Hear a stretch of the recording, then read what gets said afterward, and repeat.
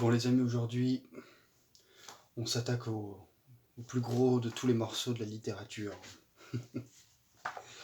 Je vais vous lire un petit passage évidemment de notre frère à tous et à toutes, Antonin Artaud. J'ai mis ma petite chouette derrière moi pour vous tenir compagnie. Et puis je vais me mettre de l'autre côté. Et puis je vais vous lire un de mes passages préférés. Je vais vous lire deux passages préférés même. Je vais vous lire En finir avec les chefs-d'œuvre, suivi du théâtre et la cruauté. Voilà,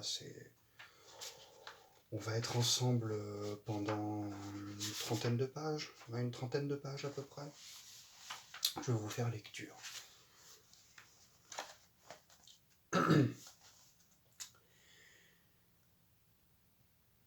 En finir avec les chefs-d'œuvre.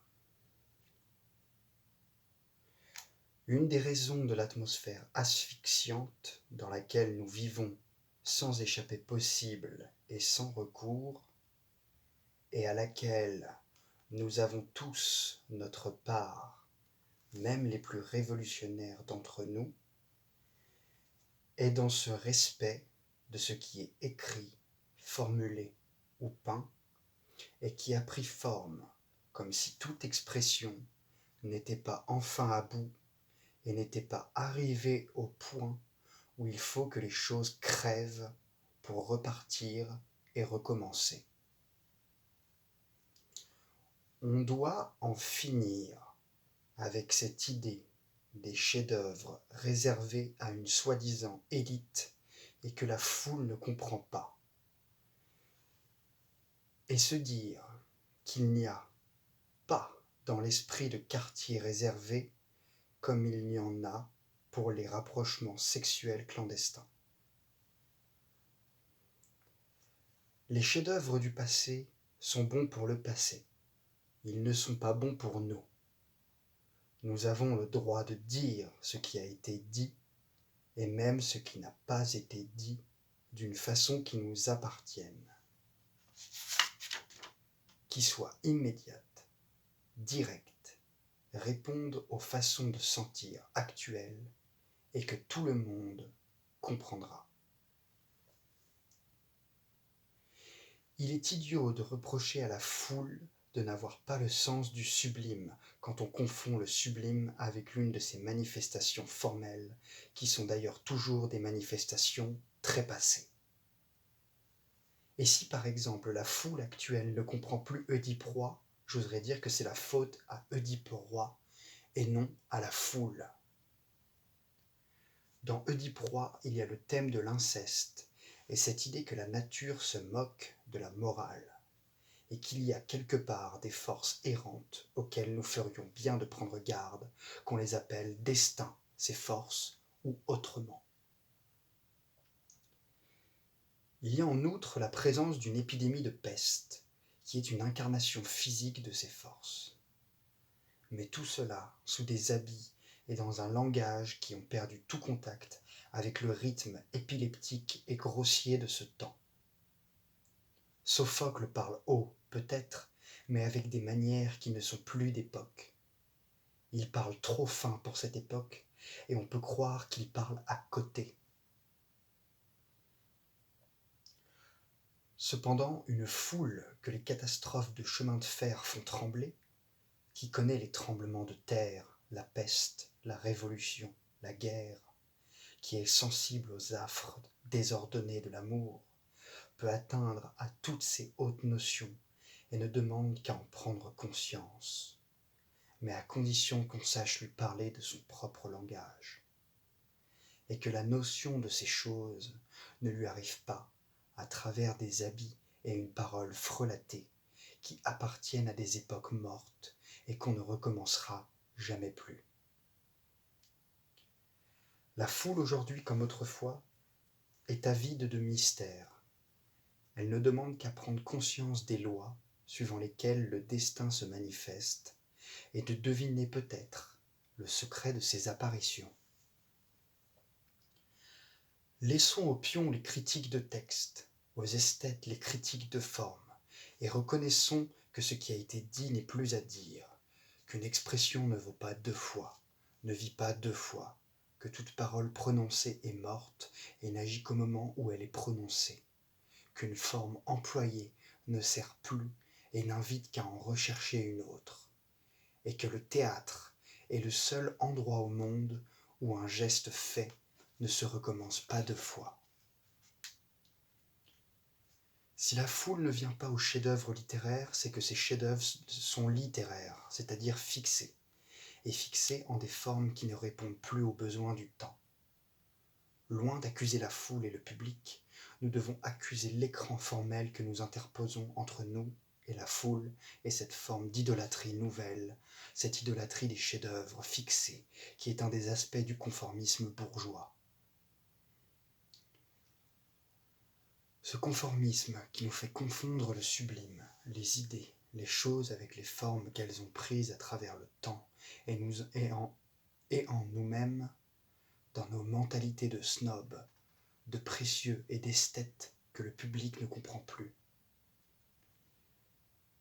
Il sera vain dans tout cela d'accuser le mauvais goût du public qui se gargarise d'insanité, tant qu'on n'aura pas montré au public un spectacle valable.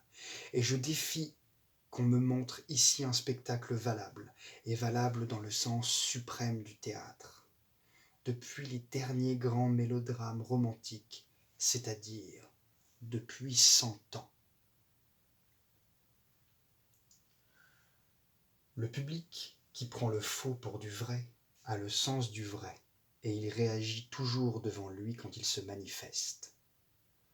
Pourtant, ce n'est pas sur la scène qu'il faut le chercher aujourd'hui, mais dans la rue, et qu'on offre à la foule des rues une occasion de montrer sa dignité humaine, et elle la montrera toujours. Si la foule s'est déshabituée d'aller au théâtre, si nous avons tous fini par considérer le théâtre comme un art inférieur, un moyen de distraction vulgaire, et par l'utiliser comme un exutoire à nos mauvais instincts, c'est qu'on nous a trop dit que c'était du théâtre, c'est-à-dire du mensonge et de l'illusion. C'est qu'on nous a habitués depuis 400 ans, c'est-à-dire depuis la Renaissance, à un théâtre purement descriptif et qui raconte de la psychologie. C'est qu'on s'est ingénié à faire vivre sur la scène des êtres plausibles mais détachés, avec le spectacle d'un côté, le public de l'autre, et qu'on n'a plus montré à la foule que le miroir de ce qu'elle est. Shakespeare lui-même est responsable de cette aberration et de cette déchéance, de cette idée désintéressée du théâtre qui veut qu'une représentation théâtrale laisse le public intact sans qu'une image lancée provoque son ébranlement dans l'organisme, pose sur lui une empreinte qui ne s'effacera plus. Si dans Shakespeare, l'homme a parfois la préoccupation de ce qu'il dépasse, il s'agit toujours en définitive des conséquences de cette préoccupation dans l'homme, c'est-à-dire de la psychologie. La psychologie qui s'acharne à réduire l'inconnu au connu, c'est-à-dire au quotidien et à l'ordinaire, est la cause de cet abaissement et de cette effrayante déperdition d'énergie qui me paraît bien arriver à son dernier terme. Et il me semble que le théâtre et nous-mêmes devons en finir avec la psychologie. Je crois d'ailleurs qu'à ce point de vue, nous sommes tous d'accord et qu'il n'est pas besoin de descendre jusqu'au répugnant théâtre moderne et français pour condamner le théâtre psychologique. Des histoires d'argent, d'angoisse pour de l'argent, d'arrivisme social, d'affres amoureuses où l'altruisme n'intervient jamais, de sexualité saupoudrée d'un érotisme sans mystère ne sont pas du théâtre si elles sont de la psychologie. Ces angoisses, ce stupre, ces rutes devant quoi nous ne sommes plus que des voyeurs qui se délectent, tournent à la révolution et à l'aigre. Il faut que l'on se rende compte de cela. Mais le plus grave n'est pas là. Si Shakespeare et ses imitateurs nous ont insinué à la longue une idée de l'art pour l'art, avec l'art d'un côté et la vie de l'autre, On pouvait se reposer sur cette idée inefficace et paresseuse tant que la vie au dehors tenait. Mais on voit tout de même à trop de signes que tout ce qui nous faisait vivre ne tient plus, et que nous sommes tous fous, désespérés et malades, et je nous invite à réagir. Cette idée d'art détaché, de poésie charme, et qui n'existe que pour charmer les loisirs, est une idée de décadence, et elle démontre hautement notre puissance de castration. Notre admiration littéraire pour Rimbaud, Jarry et Lautréamont et quelques autres qui a poussé 2 hommes au suicide, mais qui se réduit pour les autres à des paroles de café, fait partie de cette idée de la poésie littéraire, de l'art détaché, de l'activité spirituelle neutre qui ne fait rien et ne produit rien. Et je constate que c'est au moment où la poésie individuelle, qui n'engage que celui qui l'a fait, et au moment où il l'a fait, sévissait de la façon la plus abrasive, que le théâtre a été le plus méprisé par les poètes, qui n'ont jamais eu le sens ni de l'action directe et en masse, ni de l'efficacité, ni du danger. On doit en finir avec cette superstition des textes et de la poésie écrite. La poésie écrite vaut une fois et ensuite qu'on la détruise, que les poètes morts laissent la place aux autres, et nous pourrions tout de même voir que c'est notre vénération devant ce qui a été déjà fait, si beau et si valable que ce soit, qui nous pétrifie, qui nous stabilise et nous empêche de prendre contact avec la force qui est dessous, que l'on appelle l'énergie pensante, la force vitale, le déterminisme des échanges, les menstrues de la lune ou tout ce qu'on voudra.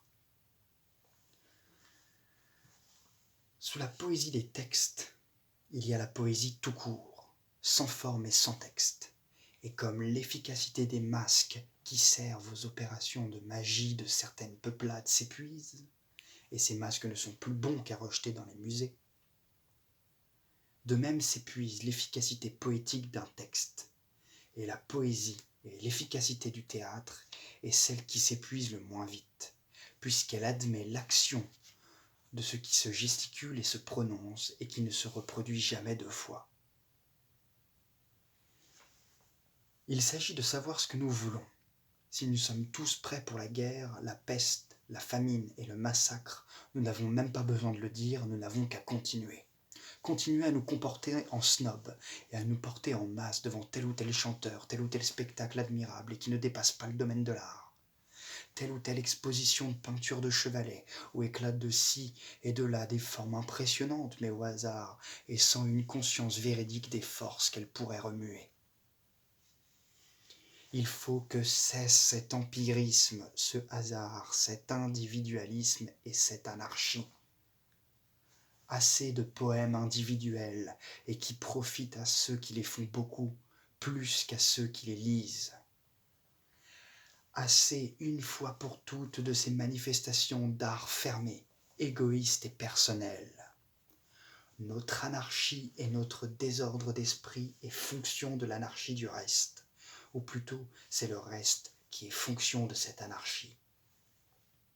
Je ne suis pas de ceux qui croient que la civilisation doit changer pour que le théâtre change, mais je crois que le théâtre utilisé dans un sens supérieur est le plus difficile possible à la force d'influer sur l'aspect et sur la formation des choses. Et le rapprochement sur la scène de 2 manifestations passionnelles, de 2 foyers vivants, de 2 magnétismes nerveux est quelque chose d'aussi entier, d'aussi vrai, d'aussi déterminant même que dans la vie, le rapprochement de 2 épidermes dans un stupre sans lendemain. C'est pourquoi je propose un théâtre de la cruauté. Avec cette manie de tout rabaisser qui nous appartient aujourd'hui à tous, cruauté, quand j'ai prononcé ce mot, a tout de suite voulu dire sang pour tout le monde. Mais théâtre de la cruauté veut dire théâtre difficile et cruel d'abord pour moi-même.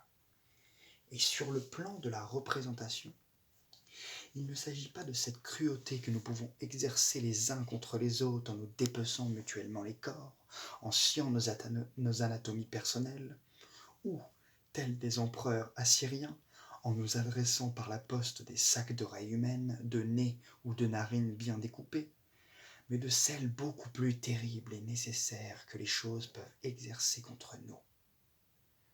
Nous ne sommes pas libres, et le ciel peut encore nous tomber sur la tête. Et le théâtre est fait pour nous apprendre d'abord cela. Où nous serons capables d'en revenir par des moyens modernes et actuels à cette idée supérieure de la poésie et de la poésie par le théâtre qui est derrière les mythes racontés par les grandes tragédies anciennes, est capable encore une fois de supporter cette idée religieuse du théâtre, c'est-à-dire sans méditation, sans contemplation inutile, sans rêve éparse, d'arriver à une prise de conscience et aussi de possession de certaines forces dominantes, de certaines notions qui dirigent tout, et comme les notions, quand elles sont effectives, portent avec elles leur énergie, de retrouver en nous ces énergies qui en fin de compte créent l'ordre et font remonter le taux de la vie où nous n'avons plus qu'à nous abandonner sans réaction et tout de suite et à reconnaître que nous ne sommes plus bons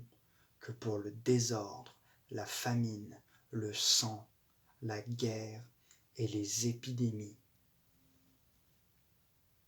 Où nous ramènerons tous les arts à une attitude et à une nécessité centrale, trouvant une analogie entre un geste fait dans la peinture ou au théâtre et un geste fait par la lave dans le désastre d'un volcan, où nous devons cesser de peindre, de clabauder, d'écrire et de faire quoi que ce soit. Je propose d'en revenir au théâtre et à cette idée élémentaire magique reprise par la psychanalyse moderne qui consiste pour obtenir la guérison d'un malade à lui faire prendre l'attitude extérieure de l'état auquel on voudrait le ramener. Je propose de renoncer à cet empirisme des images que l'inconscient apporte au hasard et que l'on lance aussi au hasard en les appelant des images poétiques, donc hermétiques, comme si cette espèce de transe que la poésie apporte n'avait pas son retentissement dans la sensibilité entière, dans tous les nerfs, et comme si la poésie était une force vague et qui ne varie pas ses mouvements. Je propose d'en revenir par le théâtre à une idée de la connaissance physique des images et des moyens de provoquer des transes, comme la médecine chinoise connaît sur toute l'étendue de l'anatomie humaine les points qu'on pique et qui régissent jusqu'aux plus subtiles fonctions. Pour qui a oublié le pouvoir communicatif et le mimétisme magique d'un geste, le théâtre peut le lui réapprendre, parce qu'un geste porte avec lui sa force, et qu'il y a tout de même des êtres humains au théâtre pour manifester la force du geste que l'on fait. Faire de l'art, c'est priver un geste de son retentissement dans l'organisme. Et ce retentissement, si le geste est fait dans les conditions et avec la force requise, invite l'organisme et par lui l'individualité entière à prendre des attitudes conformes au geste qui est fait. Le théâtre est le seul endroit au monde et le dernier moyen d'ensemble qui nous reste d'atteindre directement l'organisme et dans les périodes de névrose et de sensualité basse comme celle où nous plongeons, d'attaquer cette sensualité basse par des moyens physiques auxquels elle ne résistera pas. Si la musique agit sur les serpents, ce n'est pas par les notions spirituelles qu'elle leur apporte, mais parce que les serpents sont longs, qu'ils s'enroulent longuement sur la terre, que leur corps touche à la terre par sa presque totalité. Et les vibrations musicales qui se communiquent à la terre l'atteignent comme un massage très subtil et très long. eh bien je propose d'en agir avec les spectateurs comme avec les serpents qu'on charme et de les faire revenir par l'organisme jusqu'aux plus subtiles notions. D'abord par des moyens grossiers et qui à la longue se subtilisent. Ces moyens grossiers, immédiats, retiennent au début son attention. C'est pourquoi, dans le théâtre de la cruauté, le spectateur est au milieu tandis que le spectacle l'entoure. Dans ce spectacle, la sonorisation est constante. Les sons, les bruits, les cris sont cherchés d'abord pour leur qualité vibratoire, ensuite pour ce qu'ils représentent. Dans ces moyens qui se subtilisent, la lumière intervient à son tour. La lumière qui n'est pas faite seulement pour colorer ou pour éclairer et qui porte avec elle sa force, son influence, ses suggestions. Et la lumière d'une caverne verte ne met pas l'organisme dans les mêmes dispositions sensuelles que la lumière d'un jour de grand vent.